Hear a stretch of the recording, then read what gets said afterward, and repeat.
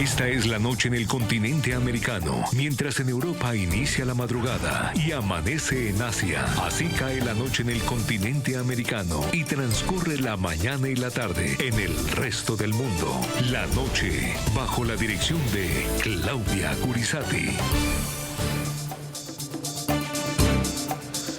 Buenas noches, el programa La Noche bajo la dirección de Claudia Curisati enciende las luces para que usted siempre vea el punto clave de la noticia. Soy Jefferson Beltrán Neira, su director de este programa, y para mí es un gusto acompañarlos en la noche de hoy con esta noticia, porque crece el pulso entre Europa y los Estados Unidos por la guerra en Ucrania que persiste por la invasión rusa.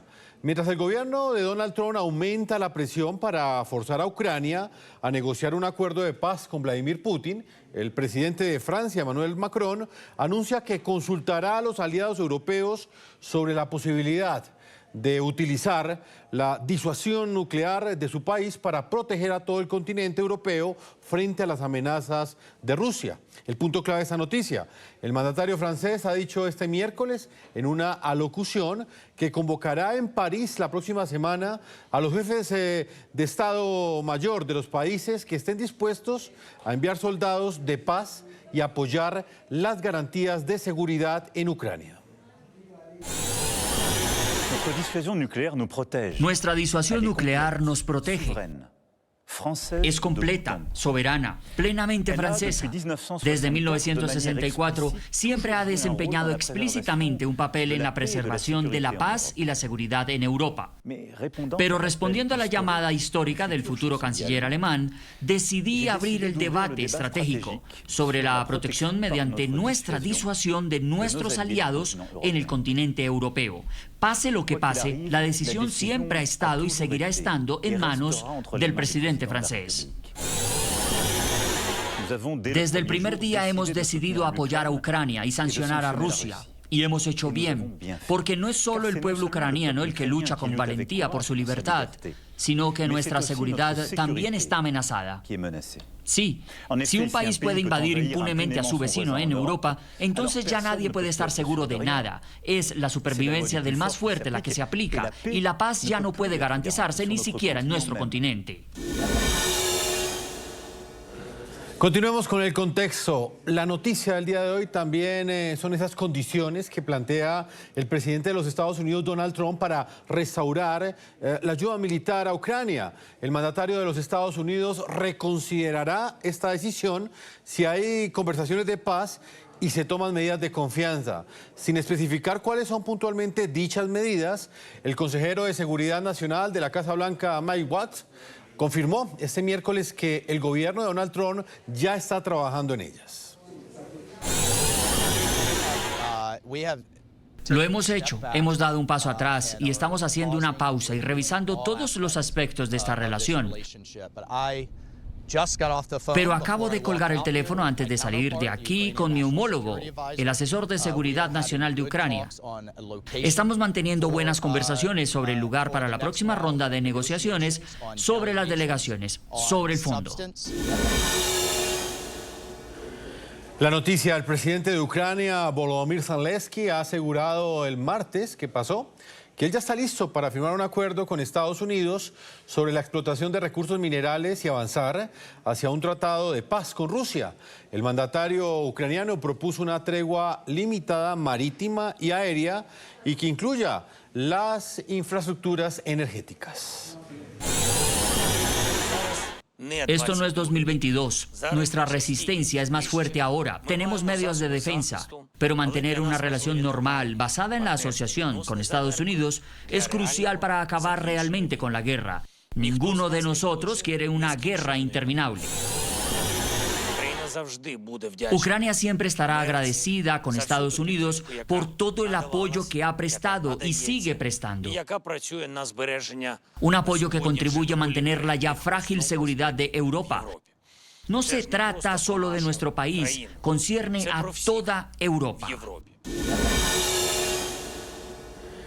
La noticia: el presidente de los Estados Unidos, Donald Trump, ha confirmado que pues recibió esta carta de Zelensky en la que le expresó su disposición para negociar la paz.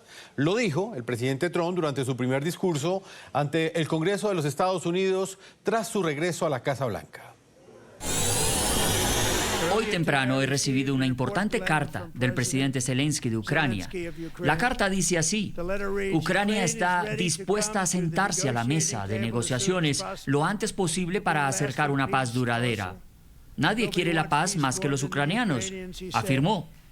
Mi equipo y yo estamos dispuestos a trabajar bajo el firme liderazgo del presidente Trump para conseguir una paz duradera.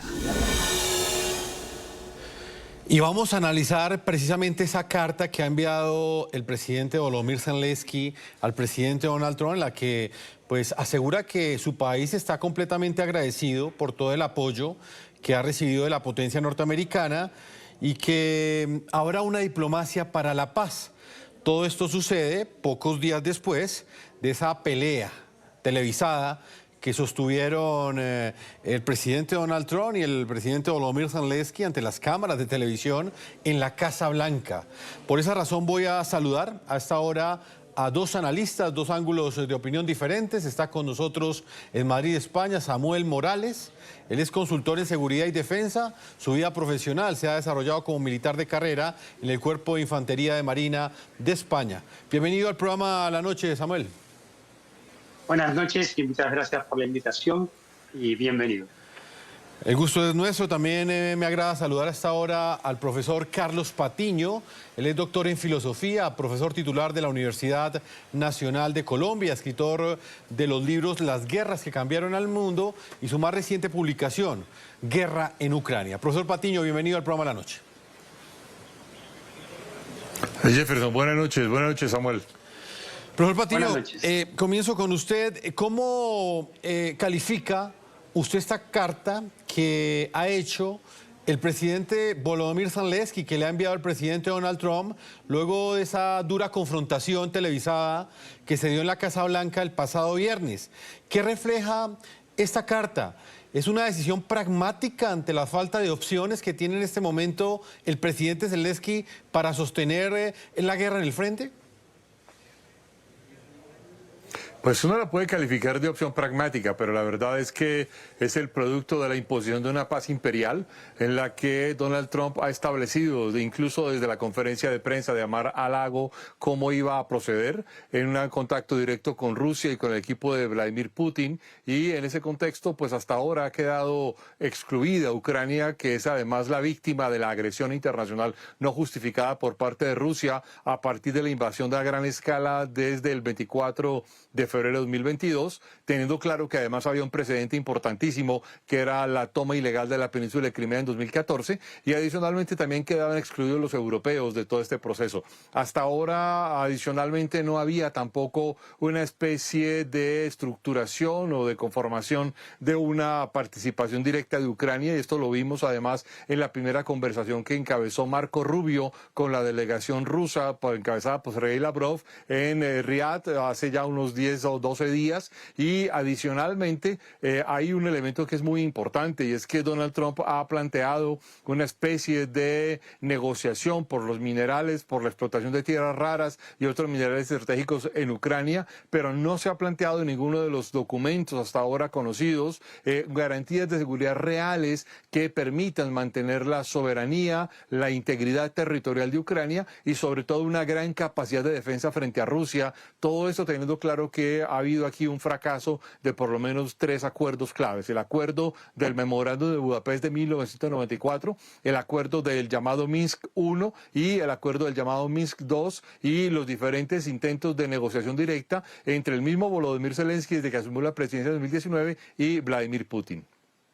Profesor Patiño, ¿por qué cree usted que al presidente Donald Trump no le interesan en ese momento esas garantías de seguridad, por lo menos que queden claramente planteadas en este eventual acuerdo de paz entre Ucrania y Rusia? Hay que decir que el presidente norteamericano se enfureció en ese encuentro que sostuvo con Volodymyr Zelensky el pasado viernes en la Casa Blanca, cuando precisamente Zelensky habló de la importancia de esas garantías de seguridad no solamente para Ucrania, sino para el resto de Europa.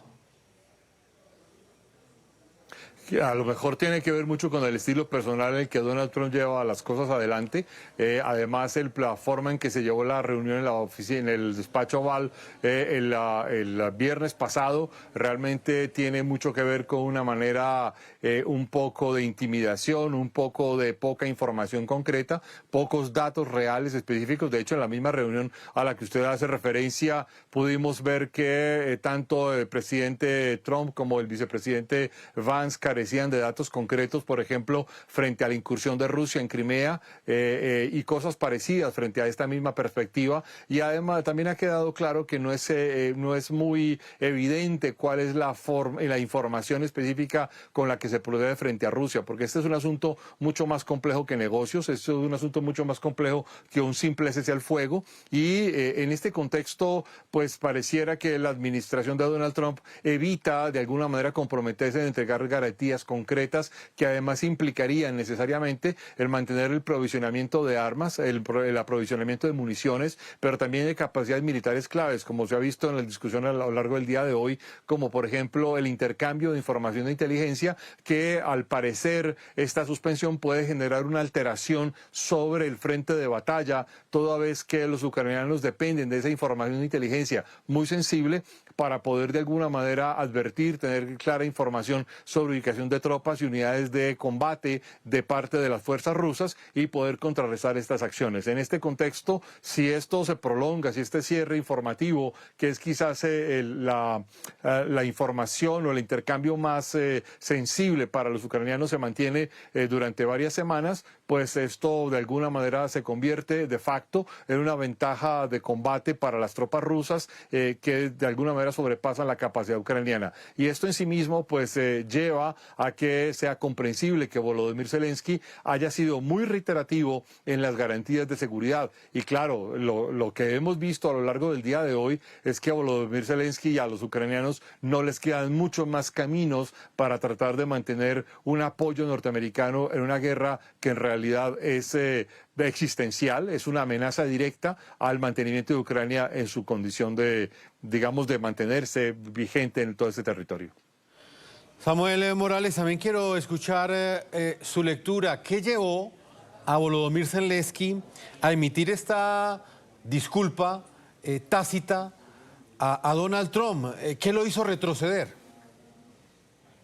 Pues mi visión es completamente diferente y esto no quiere decir ni que sea mejor ni peor, pero la situación en la que se encuentra Zelensky ahora mismo es que hay 2 meses después del inicio del conflicto renunció a un acuerdo de paz en el que hubiera tenido menos pérdida territorial.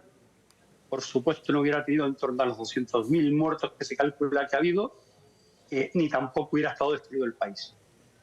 Eso fue 2 meses después de iniciar la guerra y esa decisión la toma influida por Estados Unidos y Reino Unido. ¿A qué se enfrenta el presidente Zelensky hoy? A un acuerdo en el que va a perder mucho más territorio, en el que tiene que justificar por qué hay 200.000 muertos que se pudieron haber ahorrado y por qué un país está absolutamente destruido. ¿Y qué vemos detrás de esto? El profesor, al explicar su razonamiento, aquí se ve que esta guerra, efectivamente, Ucrania jamás la hubiera podido mantener por sí misma con Rusia. ¿Y qué pasa? Que se produce lo que en terminología militar es una guerra a través de un tercero. Estados Unidos, la administración Biden, ha mantenido una guerra con Rusia a través de Ucrania, proveyéndola de armamento, inteligencia, en algún caso algún tipo de operación concreta, comunidades muy concretas, sin implicarse, pero sabiendo que esta guerra no se iba a ganar. Ucrania jamás iba a poder ganar esta guerra. Y eso cualquier analista militar hace 2 años lo sabía. Es cierto que no podemos dejar que Putin gane la guerra porque hay un conflicto entre el derecho real, el derecho internacional y la real política. Pero el profesor ha hecho mención a los acuerdos de Minsk. En las propias memorias de la presidenta Merkel se afirma que los acuerdos de Minsk fueron firmados por Ucrania con la clara intención de parar el conflicto para rearmarse, no para llegar a la paz. Esto está puesto por los autores de los acuerdos de Minsk. Es decir, los antecedentes lo que nos llevan es a unos acuerdos, ahora estamos exigiendo garantía de paz, y ya se incumplieron en su momento. Pero ¿por qué hemos llegado a este conflicto? Este conflicto no empieza en febrero del año 22.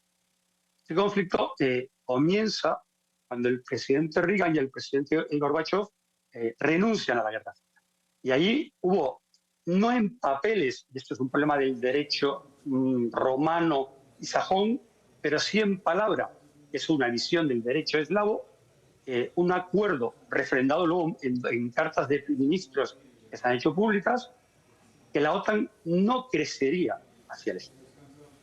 La OTAN, como todos sabemos, en estos últimos años se ha ido creciendo hacia el este y se ha puesto en la frontera de Rusia. Imaginemos esto al otro lado del continente. Sería inaceptable. Pero ¿por qué Ucrania es el sitio que dispara el conflicto? Porque Rusia no tiene salida al mar, al aguas cálidas, lo que nosotros llamamos aguas cálidas. Puede salir por el norte, pero tiene que cruzar por toda Europa, perteneciente a la OTAN, y puede salir por la parte del Pacífico, pero tendría que dar toda la vuelta. La única salida a aguas cálidas que le queda a Rusia es Crimea, y no podía perder Crimea. ¿Y por qué en un momento dado Rusia, en contra de todo lo esperable, invade Ucrania? Porque hay muchos indicios de que se estaba plasmando la adhesión de Ucrania a la OTAN. Y si eso se producía, Rusia perdía la salida a las aguas cálidas y además perdía cualquier opción, porque ya sí que implicaría enfrentarse a la Alianza Atlantic. ¿De esto hay pruebas fehacientes? No, pero hay muchos indicios que indican que desde determinados actores casi se forzó la situación militar de Rusia en reacción, y cuidado, saltándose el derecho internacional. Pero claro, es que ya advirtió en la cumbre de seguridad de Múnich en 2007. Sí, dime. Sí, no, sobre este punto que usted está planteando, precisamente hoy pues ha sucedido un punto clave de esta noticia que queremos referenciar. La administración de Donald Trump, además de ponerle pausa a la ayuda militar a Ucrania, le ha congelado el suministro de datos de inteligencia, tanto el equipamiento y artillería como la información estratégica en términos de inteligencia. En este momento son cruciales en la resistencia que libran las fuerzas ucranianas contra esa cruenta invasión rusa que ya entró en su cuarto año. El presidente estadounidense ordenó el lunes frenar la ayuda a Ucrania luego de la tensa y estrepitosa reunión con Zelensky en la oficina Oval, en la que lo acusó de querer una tercera guerra mundial y de no mostrar suficiente gratitud por el apoyo de Washington. Vamos a recordar algunos episodios de lo que sucedió el pasado viernes y que desencadenó esta decisión de los Estados Unidos de frenar la ayuda militar que le entrega Estados Unidos a Ucrania y, lo más grave, no entregarle información de inteligencia que en este momento es de vital importancia, no solamente para proteger la infraestructura militar y energética de Ucrania, sino también para proteger a civiles. Usted no está en una buena posición, usted no tiene las cartas ahora mismo. Usted ha jugado sus cartas, usted está apostando con las vidas de millones de personas. Usted está apostando con la guerra mundial, la tercera guerra mundial. Y lo que usted está haciendo es muy irrespetuoso con el país, con este país que les ha respaldado mucho más que mucha gente ha dicho que lo hiciéramos. No, en esta reunión usted ha dicho gracias, usted fue a Pensilvania, hizo campaña por la oposición en octubre, ofreció palabras de agradecimiento a los Estados Unidos de América y el presidente que ha tratado de salvar a su país. Por favor, ¿usted cree que si habla más duro sobre la guerra? Él no está hablando duro. Él no está hablando duro. Su país está en grandes problemas. No, por favor, ha hablado mucho. Su país está en grandes problemas. Usted no está ganando. Usted no está ganando esto. Usted tiene una muy buena oportunidad de salir bien por nosotros. Señor presidente, estamos fuertes en nuestro país desde el principio de la guerra. Hemos estado solos. Y he dicho en este gabinete, nosotros les dimos, a través de un presidente estúpido, $350 mil millones. Le dimos equipamiento militar y sus hombres son valientes, pero no han utilizado nuestro equipamiento. Si usted no tuviera nuestro equipamiento militar, esta guerra se habría perdido, se habría acabado en 2 semanas, en 3 días, lo escuché de Putin, quizá menos. Señor Samuel Morales, vuelvo con usted a Madrid, España. ¿Qué implicaciones tiene en el campo de guerra que Trump pause el envío de armas y específicamente suspenda el envío también o el apoyo de información de inteligencia que le ha dado a Volodymyr Zelensky durante estos 3 años? Bueno, pues desde mi opinión, lo primero, se acaba una guerra a través de terceros, una guerra de proxies, es decir, Trump no quiere continuar el conflicto con Rusia a través de Ucrania. Esto es una decisión que parece tajante. Luego, además, hay un trasfondo que es claramente personal. En esa parte de la entrevista habla claramente del apoyo del presidente Zelensky a la campaña electoral de la candidata Kamala Harris. Pero además hay que recordar que el presidente Zelensky no facilitó la información del hijo del presidente Biden en el año 2020, que fue una de las causas que pudo costar la elección a Trump. O sea que aquí hay también un antecedente bastante personal. El futuro de esto, sin el apoyo militar de Estados Unidos, en ramas como inteligencia, munición, armamento, y con el futurible apoyo de la Unión Europea, que es nulo o inexistente, la guerra finaliza en breve. Pues ahora el problema al que se enfrenta el presidente Zelensky es que cada mes que pasa, porque no tiene, las fuerzas ucranianas están muy disminuidas, no tiene refuerzos, solo se podía mantener con el apoyo internacional, cada día que pasa hasta que hay un acuerdo de paz, seguirá perdiendo terreno. Y una vez más vuelvo a ese planteamiento inicial. Una cosa es el derecho internacional, la invasión de un país no se debería consentir, pero otra cosa es la real política. El presidente Zelensky se enfrenta a un acuerdo de paz donde pierde más terreno que el acuerdo que se le ofreció 2 meses después del inicio del conflicto y que renuncia, influido por Estados Unidos y Reino Unido, con 200.000 muertos y un país totalmente destruido. Y ya no hay posibilidad de que siga aguantando. Y la capacidad de Europa, hay que recordar que Europa, su potencial hace 10 años era el Eurocuerpo, actualmente la capacidad militar, la ambición militar de Europa es el European Battle Group. Hemos pasado de una división a un battle group. Europa militarmente, el primer país que ha levantado la mano es Reino Unido, que ya no pertenece a Europa. Francia lidera, pero realmente la Unión Europea es un gigante económico, un monstruo político, pero un gusano militar. Esta frase no es mía, es de un presidente. Va a desplegar ahí con qué cuartel general, qué capacidad tenemos. En Europa tenemos tantos helicópteros como podría tener Estados Unidos, pero cada uno un modelo diferente. Sí. Hay que ser realista. Permítame, le hago ese mismo interrogante al profesor Carlos Patiño, porque pues es la noticia también más importante el día de hoy. Profesor Patiño, pese a que Volodymyr Zelensky envía esta carta al presidente Donald Trump, pues el gobierno estadounidense hasta este momento mantiene esas 2 medidas. ¿Qué implicaciones tiene en el campo de batalla, profesor Patiño, que en este momento Ucrania no cuente con esa información de inteligencia que le ha entregado los Estados Unidos durante todo este tiempo? Pues Jefferson, lo decía en mi intervención anterior, esto altera los resultados en el campo de batalla de forma muy sensible. Permite que los rusos puedan hacer operaciones avanzadas sin que los ucranianos logren capturar o ver las imágenes y tener información de inteligencia de primera mano, que es muy importante, aunque sigan contando con algún apoyo de imágenes satelitales provenientes fundamentalmente del Reino Unido, de Francia y quizás algo de Alemania, pero no tienen la misma capacidad ni la misma capacidad de penetración ni de contrainteligencia que tienen los norteamericanos desplegados tanto sobre el terreno como sobre el mismo dentro del mismo de Rusia y algunas otras informaciones de fuente militar, tanto inteligencia humana como inteligencia que proviene de fuentes secundarias, y en ese contexto pues esto altera necesariamente el orden de batalla. Al alterar el orden de batalla es evidente que Donald Trump le está entregando una ventaja muy importante a los rusos, además de que desde el principio se ha alineado con el discurso ruso y ha justificado elementos sobre primero los que no hay evidencia, como por ejemplo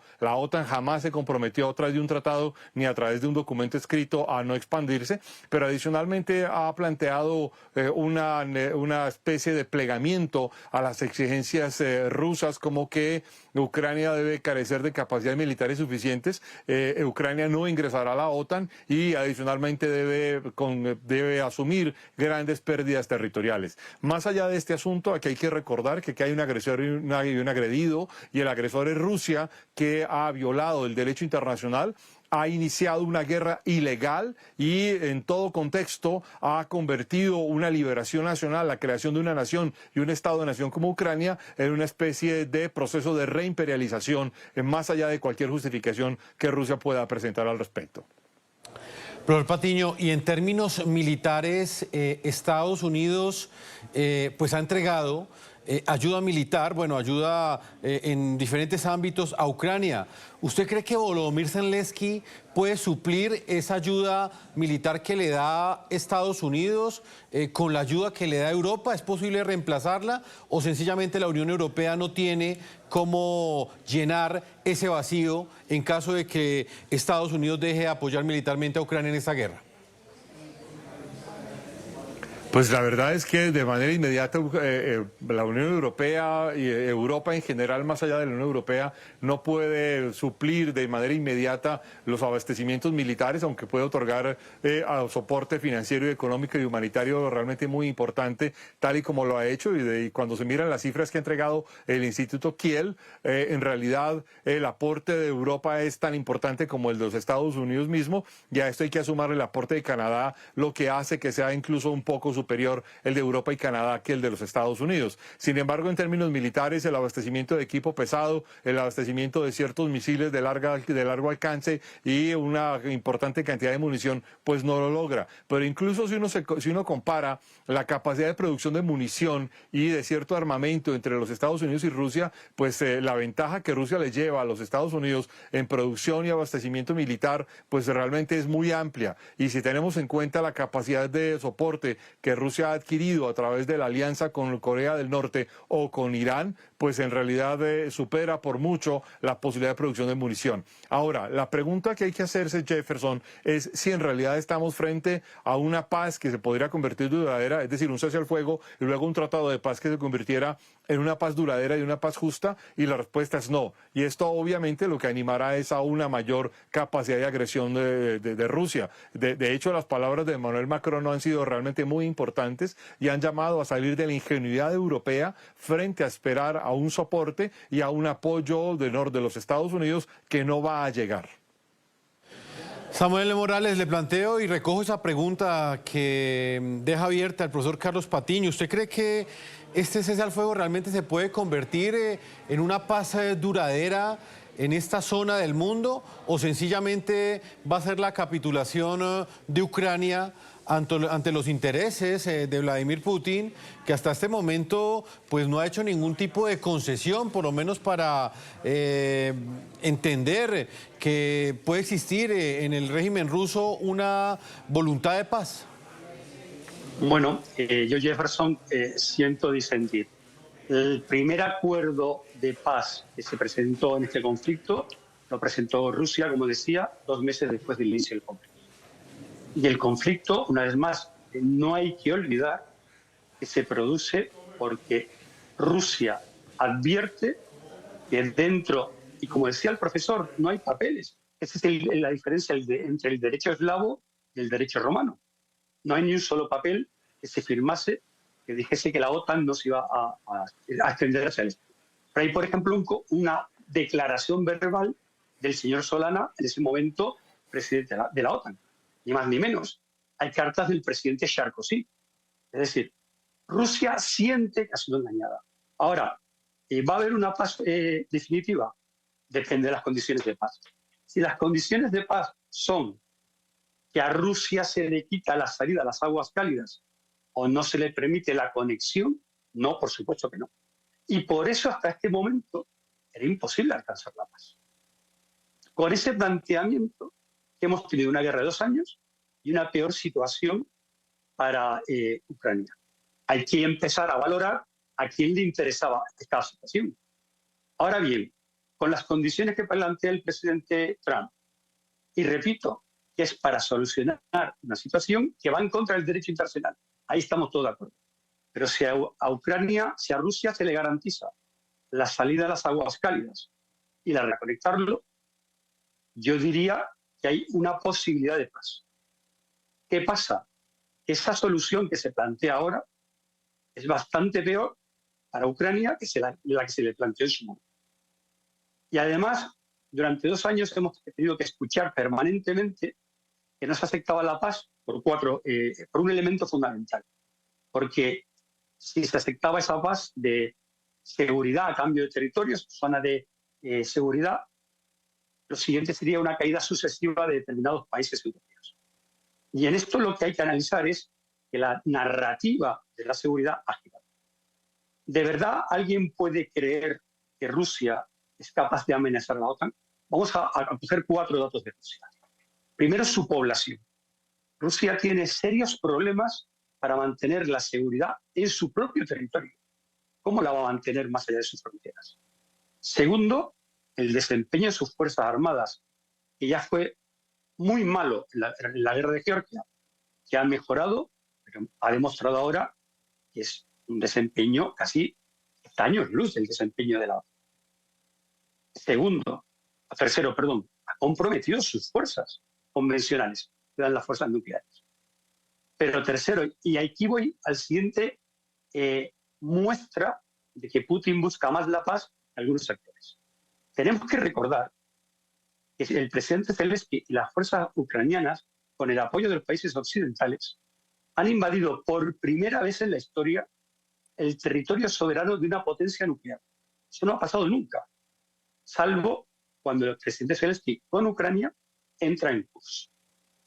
Realmente, si el presidente Putin o Rusia no tuvieran una intención no digo de paz, ni son buenos, aquí no hay buenos y malos, pero si realmente fuera el monstruo que nos intentan hacer pensar, ¿alguien cree que una potencia nuclear invadida por primera vez por una fuerza convencional no hubiera reaccionado de alguna manera? Es que los argumentos que se exponen no se sustentan en la realidad. Sí, señor. Ahora, la narrativa que ha corrido sí nos lleva a eso. Y entonces lo que tenemos es intereses políticos y Ucrania ha caído en eso. Entonces, por concretar la respuesta, la paz será tan duradera como las condiciones que se establezcan satisfagan a ambos actores. Si la paz es la frontera del 91, no va a haber paz. Pues, hermano Samuel Morales, quiero agradecerle su tiempo en Madrid, España. Tengo que marcar una pausa a comerciales. Usted es consultor en seguridad y defensa y asesor en seguridad también de una de las empresas más importantes de tecnología de defensas españolas. Samuel, gracias por habernos acompañado y por haber trasnochado con nosotros hoy aquí en el programa La Noche. Muchas gracias a vosotros por la oportunidad y buenas noches a vosotros. Una feliz noche. Vamos a una pausa a comerciales y cuando regresemos continuaremos analizando no solamente las declaraciones que en las últimas horas ha entregado el presidente Donald Trump, que tuvo la oportunidad de hablar en su segundo mandato por primera vez ante el Congreso de los Estados Unidos, las declaraciones también que ha entregado Volodymyr Zelensky, sino las fuertes intervenciones que hizo en el día de hoy el presidente de Francia, Emmanuel Macron, que ha dicho que pone a disposición de toda Europa su arsenal nuclear para defenderla y ha pedido a los Estados Unidos también que de alguna forma exprese su voluntad clara frente a lo que está sucediendo en Ucrania. Una pausa a comerciales y ya regresamos a la segunda parte de este programa de la noche.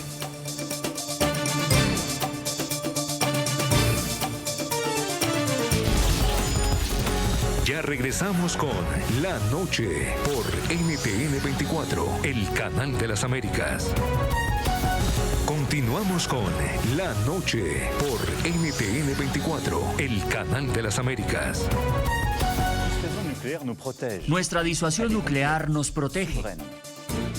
Es completa, soberana, plenamente francesa. Desde 1964 siempre ha desempeñado explícitamente un papel en la preservación de la paz y la seguridad en Europa. Pero respondiendo a la llamada histórica del futuro canciller alemán, decidí abrir el debate estratégico sobre la protección mediante nuestra disuasión de nuestros aliados en el continente europeo. Pase lo que pase, la decisión siempre ha estado y seguirá estando en manos del presidente francés. Desde el primer día hemos decidido apoyar a Ucrania y sancionar a Rusia. Y hemos hecho bien, porque no es solo el pueblo ucraniano el que lucha con valentía por su libertad, sino que nuestra seguridad también está amenazada. Sí, si un país puede invadir impunemente a su vecino en Europa, entonces ya nadie puede estar seguro de nada. Es la supervivencia del más fuerte la que se aplica, y la paz ya no puede garantizarse ni siquiera en nuestro continente. Vuelvo con el profesor Carlos Patiño, doctor en filosofía, profesor titular de la Universidad Nacional de Colombia. Profesor Patiño, ¿cómo interpreta usted el momento en el cual el presidente de Francia, Emmanuel Macron, emite esta declaración en la que extiende a los aliados europeos de Francia esta disuasión que ofrece el arsenal nuclear francés? El presidente ha sido claro, sin embargo recalcó que la decisión final sobre el uso de armas atómicas, que no es un tema menor, estará siempre en manos de los franceses.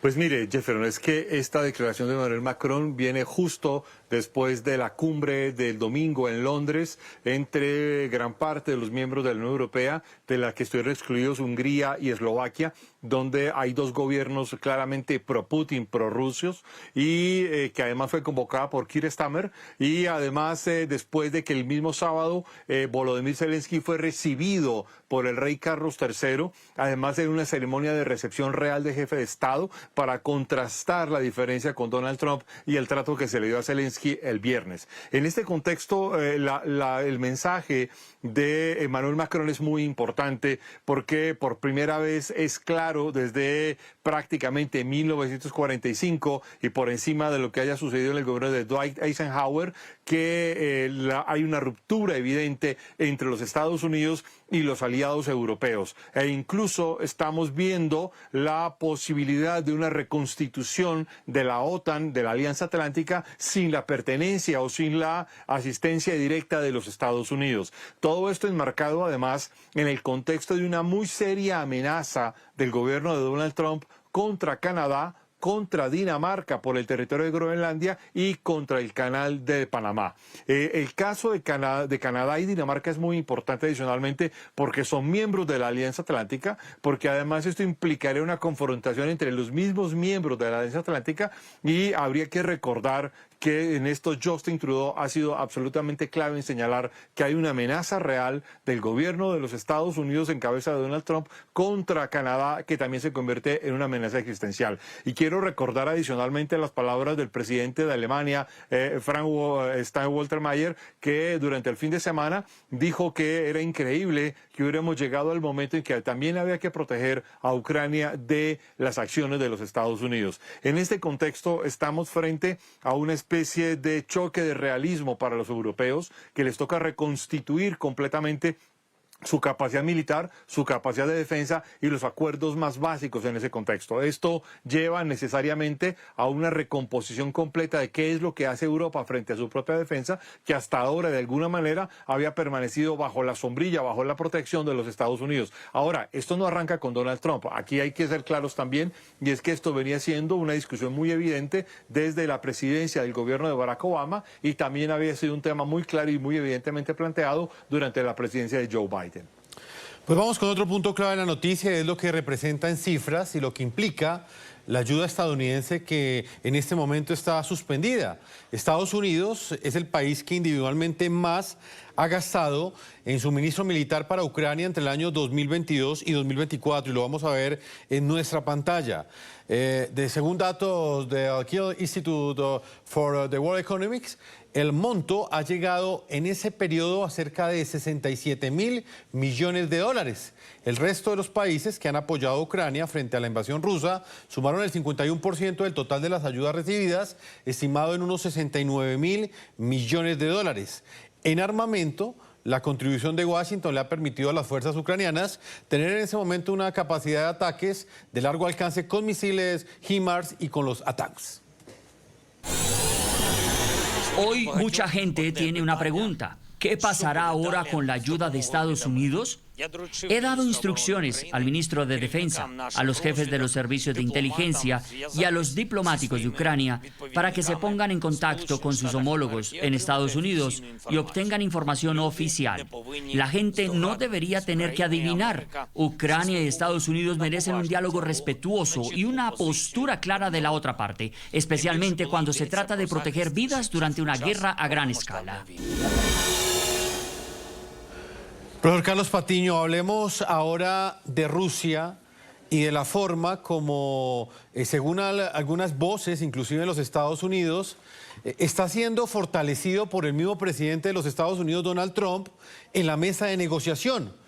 ¿Usted cree que en este momento Rusia es mucho más fuerte en una eventual mesa de negociación con Ucrania? ¿Con qué cartas llega Vladimir Putin a negociar frente a lo que ha manifestado Volodymyr Zelensky, que ha dicho que tiene ya voluntad de hacerlo?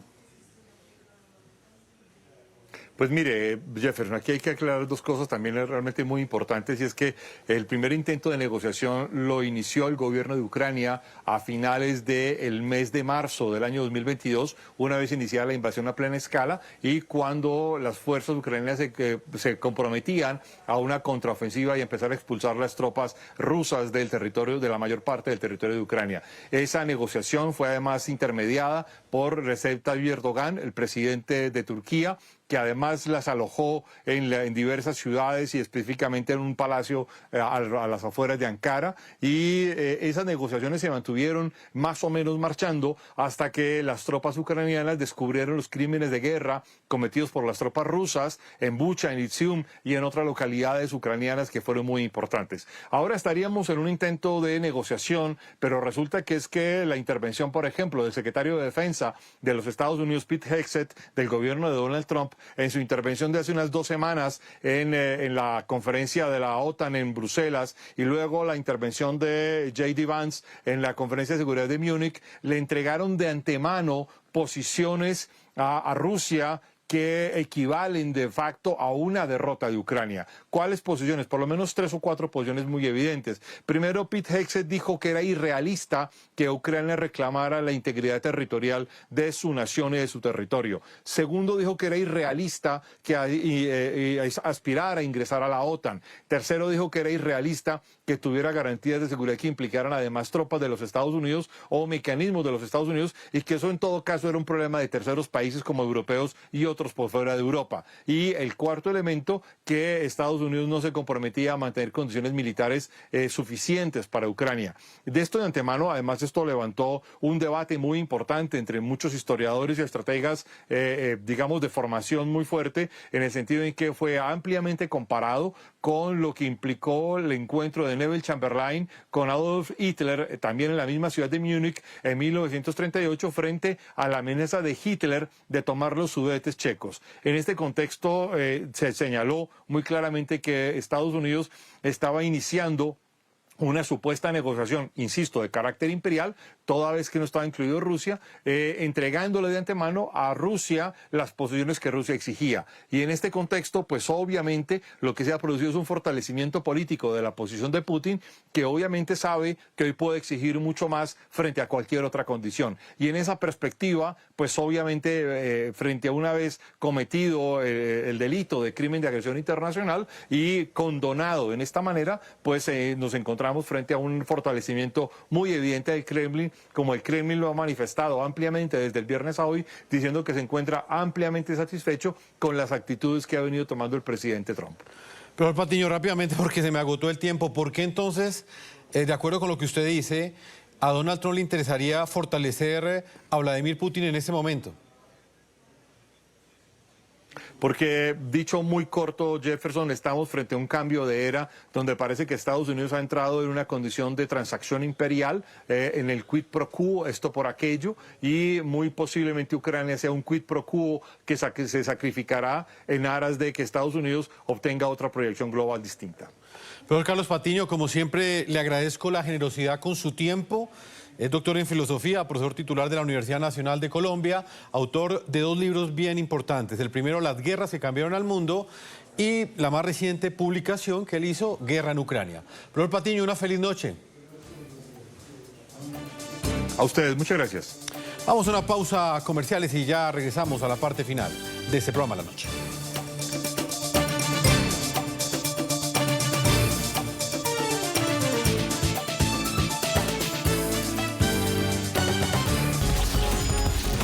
Ya regresamos con La Noche por NTN 24, el canal de las Américas.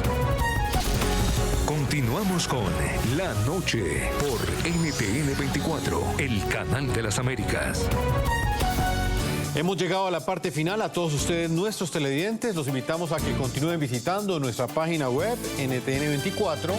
Nos pueden escribir en la red X, en @NTN24, en @Segurizati, NTN24, en Instagram, en @Segurizati y en @JeffersonNTN24. No olviden que La Noche siempre continuará encendiendo las luces para que usted vea el punto clave de la noticia. Una feliz noche para todos ustedes.